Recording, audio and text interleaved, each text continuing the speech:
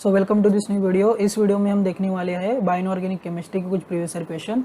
Already इसके ऊपर मैं दो वीडियो बना चुका हूँ जो कि आपको आई बटन में दिख जाएंगे। ओके, कुछ थोड़े ओल्ड उसमें क्वेश्चन डिस्कस किए गए थे, मीन्स थोड़ा ओल्ड वीडियो है। ऑलरेडी 1 ईयर प्रीवियस उसको वीडियो बनाया था, तो इसमें थोड़े और क्वेश्चन हम बायोइनऑर्गेनिक केमिस्ट्री के क्वेश्चन देखेंगे। ऑन एन एवरेज बायोइनऑर्गेनिक केमिस्ट्री से अप्रॉक्सीमेटली अगर मैं देखूँ तो 6 to 10 मार्क के क्वेश्चन आते हैं। Okay, so it is a very good scoring subject. आपको मीन्स इसमें तो बहुत सारा थेरोटिकल आपको पढ़ना पड़ता है, थोड़ा फैक्ट्स पढ़ना पड़ता है, बट ये स्कोरिंग टॉपिक है। हर साल एक 1 मार्कर, एक 4 मार्कर क्वेश्चन और एक 2 मार्कर इसमें से ऑन एन एवरेज गारंटी होता है। Means on an average 6 marks होता है और मैक्सिमम आपका 10 मार्क्स तक जा सकता है। सो इसके लिए एक one of the good scoring topic है इन इनऑर्गेनिक केमिस्ट्री। ओके, तो इसमें भी आज कुछ हम प्रीवियस ईयर के क्वेश्चन देखेंगे जो नेट में आए थे। ओके, तो फर्स्ट क्वेश्चन देखते हैं। सो क्वेश्चन पूछा है ligand system present in vitamin B12 is porphin, corrin, phthalocyanine और क्राउन ईथर। तो जो इसका करेक्ट आंसर है वो है आपका कोरिन रिंग।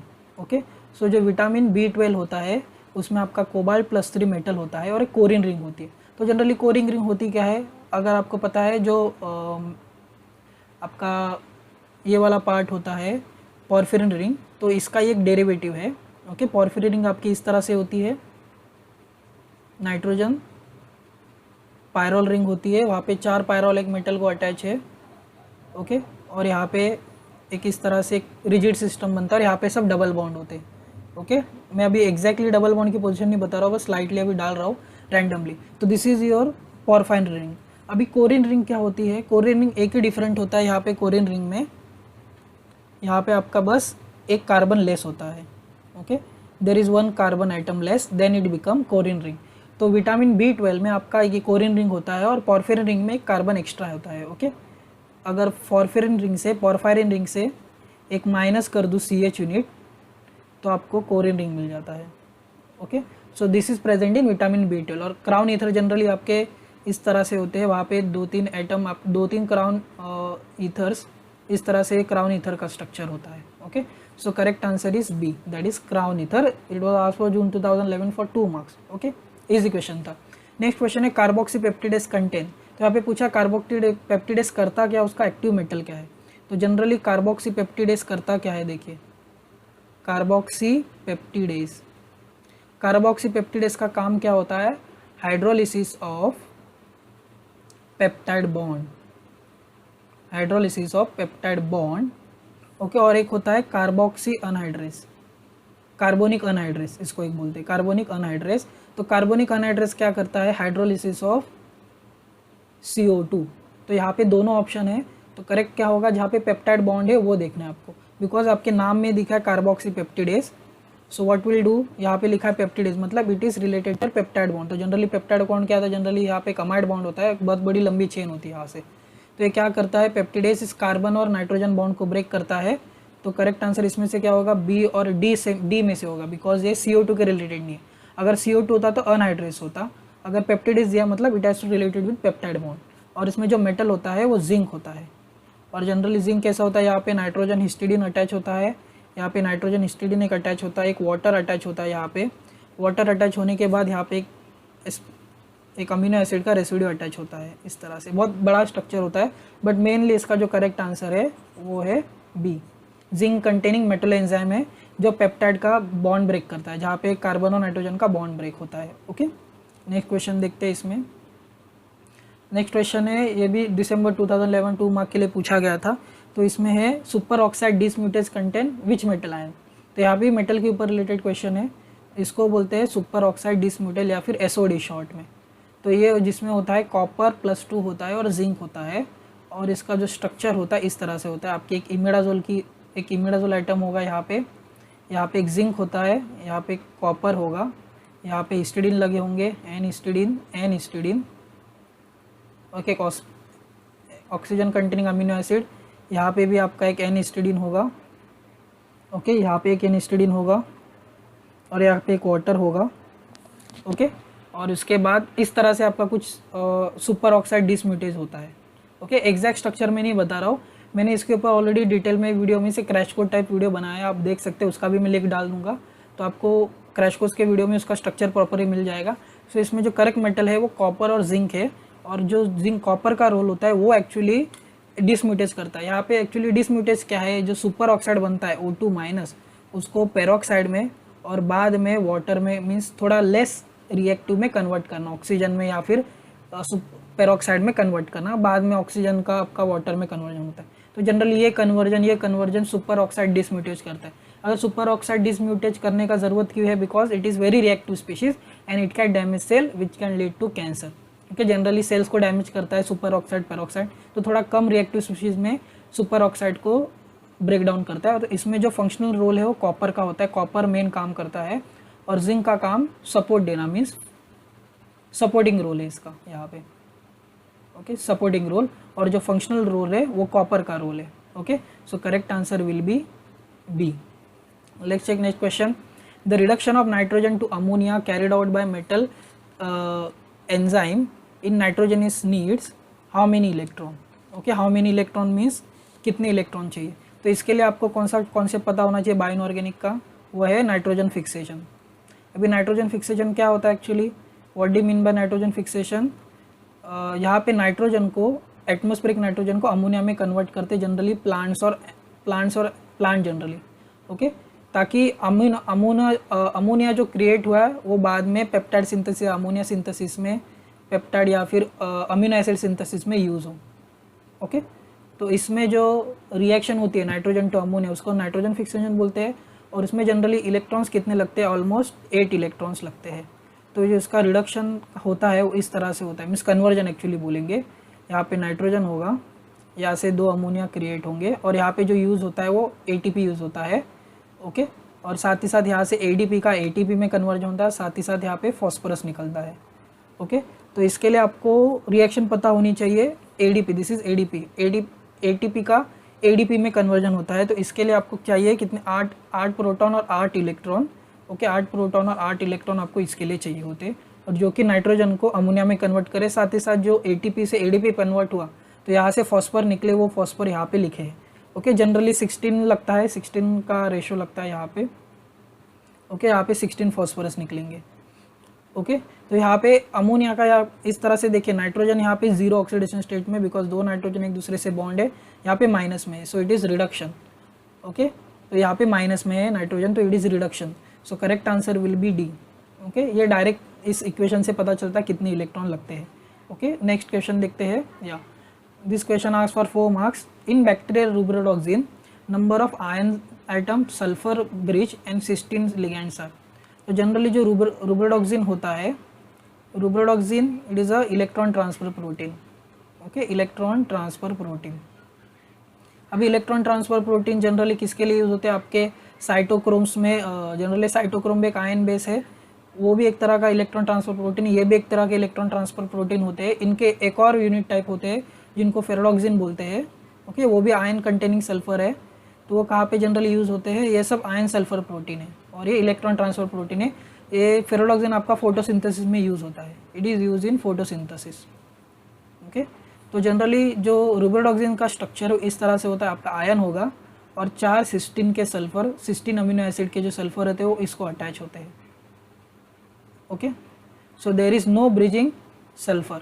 तो यहाँ पे जो एक ही ऑप्शन है जो सेटिस्फाई करता है वो है डी ऑप्शन। देखिए, एक आयन आइटम है, 0 सल्फर ब्रिज है और 4 सिस्टीन है। सो correct answer is D. Okay, ये क्वेश्चन 4 मार्क के लिए पूछा गया, थोड़ा ओल्ड क्वेश्चन है, बट अभी भी इस टाइप के क्वेश्चन आते हैं कि रुब्रोडॉक्सिन में क्या होता है, फेरोडॉक्सिन में क्या होता है, और ये लेबाइल है कि मीन्स लेबाइल सल्फर है कि नहीं। Okay, labile sulphur generally inorganic sulphur होते हैं, इनको ऑर्गेनिक सल्फर बोलते हैं। और जो ब्रिजिंग करते हैं, मान लेते हैं 2 सल्फर के दो आयन के बीच में एक सल्फर ब्रिज किया है, इसको इनऑर्गेनिक सल्फर या फिर लेबाइल सल्फर बोलते हैं। मतलब ये अगर एसिड के साथ ट्रीट करे, it will liberate eight H2S की तरह आप इसको निकाल सकते हो। इसके ऊपर भी क्वेश्चन आया है रिसेंट ईयर में। ओके, नेक्स्ट क्वेश्चन देखते हैं। Oxidation state of iron in met haemoglobin. अगर आपको हीमोग्लोबिन पता है तो हीमोग्लोबिन का मतलब क्या होता है, haem means iron plus porphyrin complex, इसको हम हीम बोलते हैं, पॉर्फायरिन कॉम्प्लेक्स को हीम बोलते हैं। और जो ग्लोबिन मतलब प्रोटीन वाली चेन। Okay, protein chain. तो ये जनरली किसके लिए यूज़ करते हो, ऑक्सीजन ट्रांसपोर्ट के लिए यूज़ करते हो। और जनरली जो हीमोग्लोबिन होता है उसमें जो मेन मेटल होता है और उसका ऑक्सीडेशन स्टेट होता है आयन इन +2, लेकिन यहाँ पे पूछा met haemoglobin, okay, MET haemoglobin.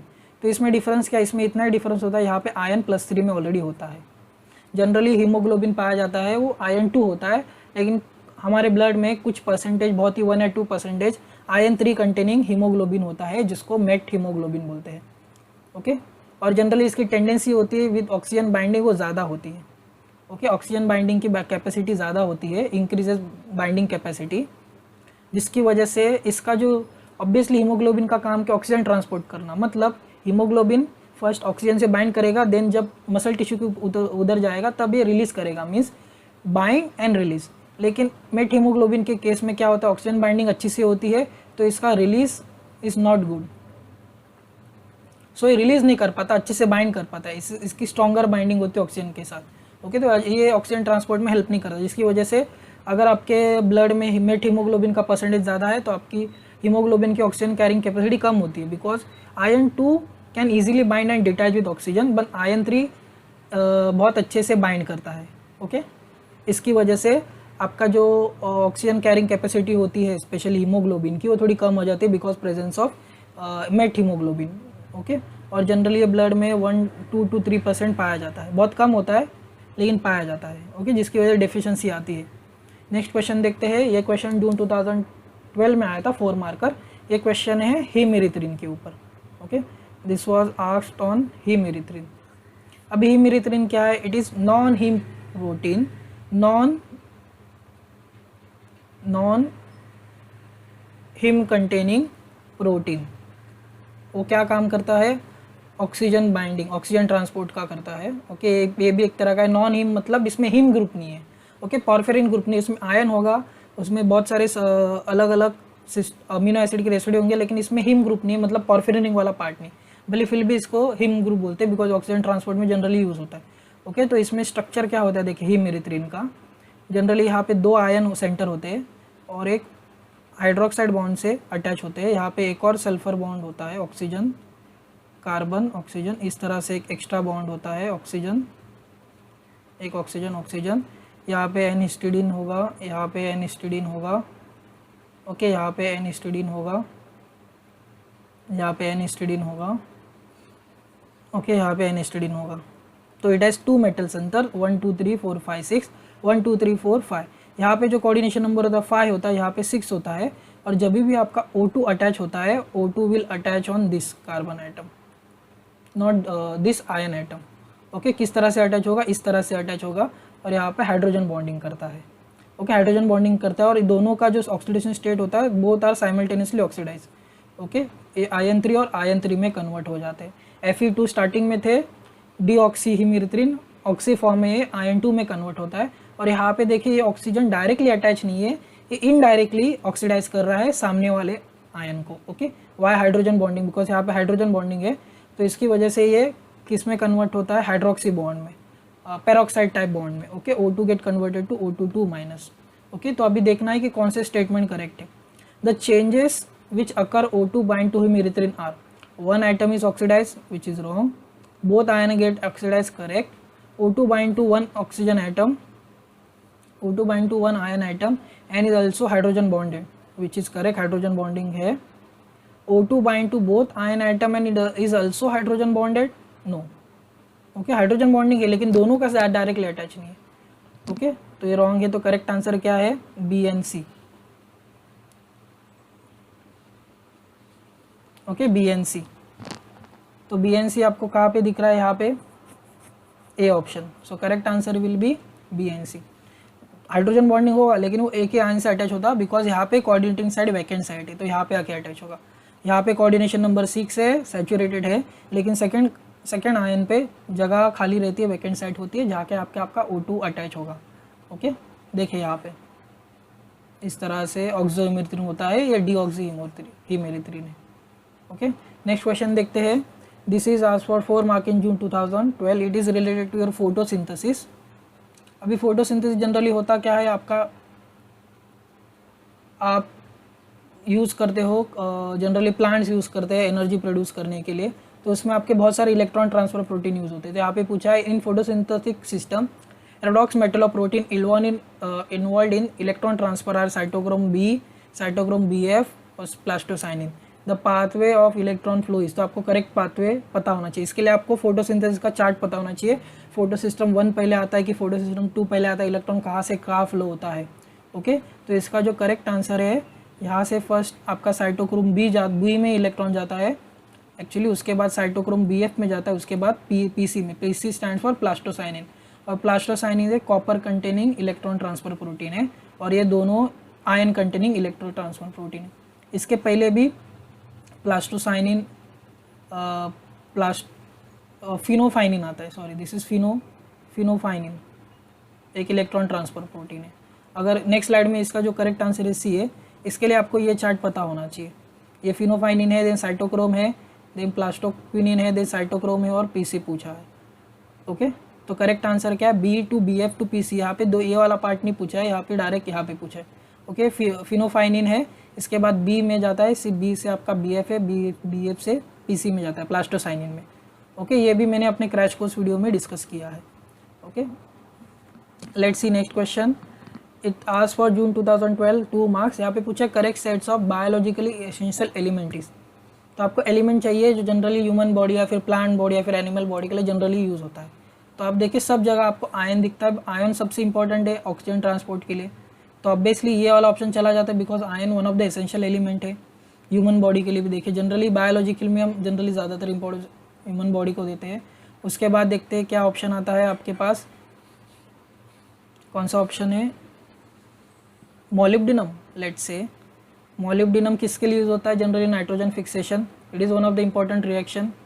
Let's say copper चाहिए हमें इलेक्ट्रॉन ट्रांसफर के लिए, और हीमोसाइनिन एक ऑक्सीजन कैरिंग होता है इनवर्टिब्रेट्स में, जिनका ब्लू कलर का ब्लड होता है, वहाँ पे ऑक्सीजन कैरिंग प्रोटीन्स आपका हीमोसाइनिन होता है, वो कॉपर कंटेनिंग होता है। जिम एक मेटलो एंजाइम है, ओके मेटलो एंजाइम है जो कि CO2 को हाइड्रोलाइज करता है, CO पेप्टाइड बॉन्ड को हाइड्रोलाइज करता है, इट इज़ इम्पॉर्टेंट। अगर हम देखें कोबाल्ट भी इंपॉर्टेंट है, कॉपर भी इंपॉर्टेंट, लेकिन रुदेनियम का ज़्यादातर यहाँ पे हम डिस्कस नहीं करते।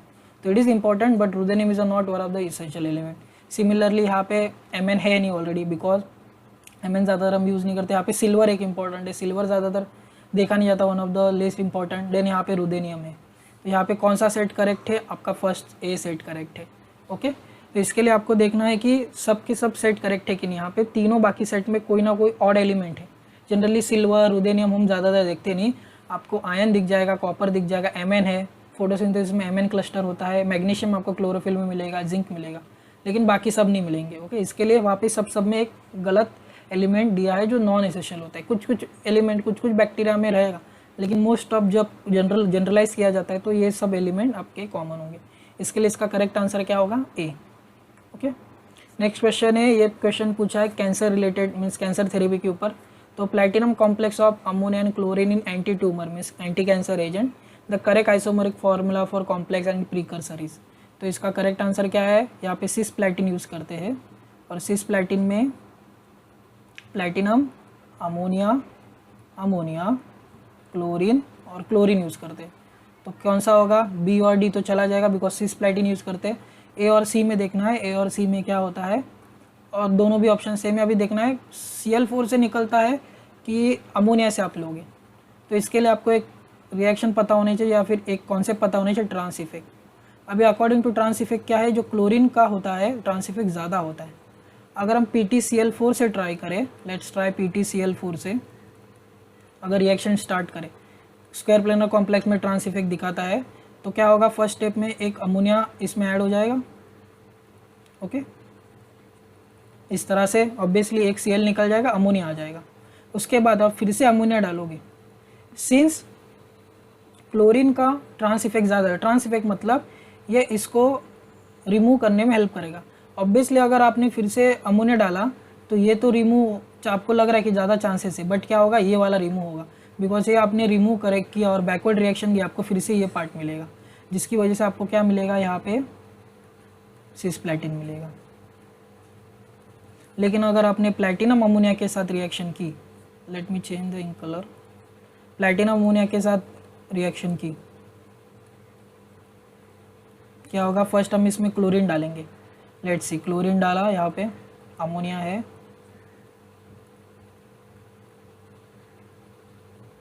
ओके। अभी क्या होगा, इसके रिस्पेक्ट में ट्रांस इफेक्ट ज़्यादा है, मतलब इसको रिमूव करने में हेल्प कर सकता है। और जब भी नया क्लोरीन आएगा तो क्या करेगा, इसको रिमूव करके आपको PtCl अमोनिया Cl अमोनिया मिलेगा। और हमको ज़रूरत क्या है, सिस्प्लैटिन, जो कि एंटी कैंसर एजेंट है। So which is the correct option, this will be the correct option, that is A will be the correct option. तो हमेशा सिस्प्लैटिन सिंथेसिस करने के लिए PtCl4 रहते हैं, ना कि Pt ammonia complex. Pt ammonia लोगे तो आपको ट्रांसप्लैटिन मिलेगा, ओके। बिकॉज यहाँ से आप अमोनिया डालोगे, अमोनिया ऐड होगा तो ऑब्वियसली ये फिर से रिमूव होगा, बिकॉज ट्रांस इफेक्ट का मतलब क्या होता है, the leaving group, if there is a trans group which can help to remove that leaving group easily by making this strong metal and trans ligand, जिसकी वजह से आपका वो लिविंग ग्रुप अच्छे से निकल सकता है। अगर ये बॉन्ड स्ट्रॉन्ग है तो ये बॉन्ड वीक हो जाएगा और जल्दी टूट जाएगा। लेकिन हमने फर्स्ट स्टेप में इसमें अगर अमोनिया बना है तो अगर आप फिर से अमोनिया डालोगे तो ऑब्वियसली यहाँ से अमोनिया ब्रेक नहीं होगा, यहाँ से ये दोनों में से अमोनिया ब्रेक हो जाएगा, ओके। तभी आपको यहाँ पे सिस्प्लैटिन मिल जाएगा, ओके। So correct answer will be A. Next question है, ये क्वेश्चन दिया है, based on behaviour of metal enzyme consider following statement. In enzyme zinc activate O2 to form a peroxide species. Generally जो जिंक का जो ज़्यादातर नेचर है वो CO2 के रिलेटेड होता है या फिर पेप्टाइड के रिलेटेड होता है, ओके। या फिर एक DNA, जिंक फिंगर एक आता है टॉपिक, वो DNA के रिलेटेड होता है, वहाँ पे स्ट्रक्चरल रोल आता है। तो पेरोक्साइड के रिलेटेड जनरली जिंक का रोल नहीं आता, ओके। सो ये आपका it is a not a correct statement. Next है, in enzyme the zinc activate H2 to provide zinc bound hydroxide, which is correct, because आपका कार्बोनिक अनहाइड्रेज में ये वाला पार्ट आता है। अभी जिंक क्या है, नेचर्स लुईस एसिड, इसको हम नेचर्स लुईस एसिड बोलते हैं। नेचर ने इस लुईस एसिड को कंसिडर किया है। जब इसका वाटर के साथ रिएक्ट करोगे you will get this type of species. अभी यहाँ पे क्या हुआ, ऑब्वियसली इसने अपने लोन पेयर इसके साथ कोऑर्डिनेट बॉन्ड बनाने में हेल्प की, जिसकी वजह से क्या हुआ, इसकी इन दोनों में से लेट्स सी इसकी एसिडिटी, दोनों प्रोटॉन एसिडिक बन गए, दोनों प्रोटॉन एसिडिक बन गए तो क्या होगा, इजीली रिमूव हो जाएगा और उसके बाद आपका जिंक हाइड्रोक्साइड का बॉन्ड बन जाएगा। और ये जिंक हाइड्रोक्साइड का बॉन्ड आपका CO2 के साथ रिलेट करके कार्बोनिक एसिड बनाता है, H2CO3 बनाता है। तो which is correct, B is the correct option. In let's see next question, in C oxidase ion activate O2 to break bonding between two oxygen atom, which is correct। Cytochrome C oxidase, हम बात करते हैं cytochrome C oxidase की, तो cytochrome C oxidase क्या करता है, oxygen को O2 को वाटर में जनरली कन्वर्ट करता है, ओके। वाटर या फिर उसके कम रिड्यूसिंग नेचर में इसकी रिएक्टिविटी कम करता है। तो यहाँ पे जनरली जो C oxidase होता है उसमें आयन और एक कॉपर सेंटर होता है, इसमें 2 आयन सेंटर होता है और कॉपर सेंटर होता है, दो सब यूनिट होते हैं, ओके। सो आपका सी भी करेक्ट है। ये ऑक्सीजन बॉन्ड को ब्रेक करता है, एक्चुअली इस तरह के आयन इसको बाइंड करेगा और यहाँ पे बॉन्ड ब्रेक करेगा और आयन ऑक्सीजन का इस तरह से एक कॉम्प्लेक्स बनता है, तो विच इज़ करेक्ट। तो बी और सी करेक्ट है। Zinc act as a nucleophile and attack on peptide carboxylic bond, which is wrong. So correct answer is B and C, okay. तो that will be correct answer. देखिए यहाँ पे zinc H2O है, OH बन जाता है oxidase में, यहाँ से O2 का वाटर में कन्वर्जन होता है और हेल्प करता है आपका cytochrome C oxidase. Let's see next question, यहाँ पे पूछा है, ये थोड़ा सा लंबा चौड़ा क्वेश्चन बना दिया गया है, ये क्वेश्चन 4 मार्कर के लिए है। Iron Fe2 porphyrin means haem group fail to exhibit reversible oxygen transport and cannot differentiate between carbon monoxide and O2। However, hemoglobin is free from both this pitfall among the following। मतलब haemoglobin यहाँ पे C और O2 के related आपको statement दिया और आपको पूछा कौन सा करेक्ट स्टेटमेंट है। फर्स्ट स्टेटमेंट देखते हैं, iron Fe2 means haem group undergo mu या फिर bridging oxo dimer formation and same is prevented in case of haemoglobin. This is a correct statement. क्यों? बिकॉज जब आपका आयन पॉर्फिरिन कॉम्प्लेक्स होता है, आयन पॉर्फिरिनशिप, इसको बोलते हैं हिम ग्रुप। जब him group without globin chain आप ऑक्सीजन के साथ ट्रीट करते हो, it will form this type of structure, mu oxo dimer without globin, और इसको बोलते हैं हीमाटिन बोलते हैं, और ये आगे ऑक्सीजन के साथ बाइंड नहीं कर सकता। तो इसकी ऑक्सीजन बाइंडिंग कैपेसिटी कम होती है। सो इसका जो फर्स्ट स्टेटमेंट है वो करेक्ट है। ओके, इसको नेकेड हिम बोलते हैं विदाउट ग्लोबिन चेन, इसको नेकेड हिम बोलते हैं। सिर्फ यहाँ पे ये इसकी बाइंडिंग कैपेसिटी कम होती है। ये डायरेक्टली अगर हिम ग्रुप ऑक्सीजन के साथ ट्रांसफर करोगे आपको म्यू ऑक्सो डायमर मिलेगा, जिसमें आयन 3+ में होता है और जिसकी वजह से इसकी ये आगे ऑक्सीजन के साथ बाइंड नहीं करता। नेक्स्ट क्या है, यहाँ पे दिया ion carbonyl bond strength is much low in case of hemoglobin when compared to iron porphyrin. Okay, iron CO bond is much low in case of hemoglobin when compared to iron. लेकिन ये पता है कि ion जब haemoglobin की capacity होती है CO और O2 के केस में CO से ज़्यादा होती है। ओके, बिकॉज ये पाई एक्सेप्टर लिगैंड है, so it is much more stronger binded with haemoglobin. Obviously ज़्यादा अच्छे से बॉन्ड है और यहाँ पे क्या बैक बॉन्डिंग भी होता है, तो बैक बॉन्डिंग की वजह से इसका बॉन्ड स्ट्रेंथ ज़्यादा होता है, बॉन्ड स्ट्रेंथ ज़्यादा होता है। तो this is not a very good statement. While next statement देखते हैं, while iron carbonyl is linear, iron O2 is bent and recognised by haemoglobin which is correct. ये आयन O2 का जो बॉन्ड होता है वो इस तरह से बेंड होता है। ये कैसे पता चला कि आयन O2 का बॉन्ड कैसे है, तो इसका एक्सरे डिफ्रैक्शन निकाला गया, उसकी वजह से पता चला जो बॉन्ड है अप्रॉक्सीमेटली बेंड फैशन में और जो एंगल है 130 पे है। ओके, तो it is a bent. Okay, so ANC is correct. Let's see next question, next statement, the interlink 4 monomeric unit in haemoglobin are responsible to overcome pitfall. Pitfall मतलब generally जब आप हिम के साथ react करते हो, उसको ऑक्सोमर die करते हो विदाउट CO और O2, तो ये क्या होगा, आगे तो रिएक्शन करेगा नहीं, तो इसका कुछ रिलेशन नहीं बनता। आगे जो कोऑपरेटिव इफेक्ट जनरली बोलते हैं 4 मोनोमेरिक यूनिट होते हैं, तो इसका कुछ इसके साथ रिलेशन नहीं है। तो correct answer will be B, A और C आपका करेक्ट आंसर है। ओके, तो this is about some previous year question on by inorganic chemistry. Okay, तो इस वीडियो के लिए इतना ही, और नेक्स्ट वीडियो में थोड़े और क्वेश्चन डिस्कस करेंगे। टिल देन अगर वीडियो आपको पसंद आए इस वीडियो को लाइक करें, शेयर करें और मेरे चैनल को सब्सक्राइब ज़रूर करें। Thank you.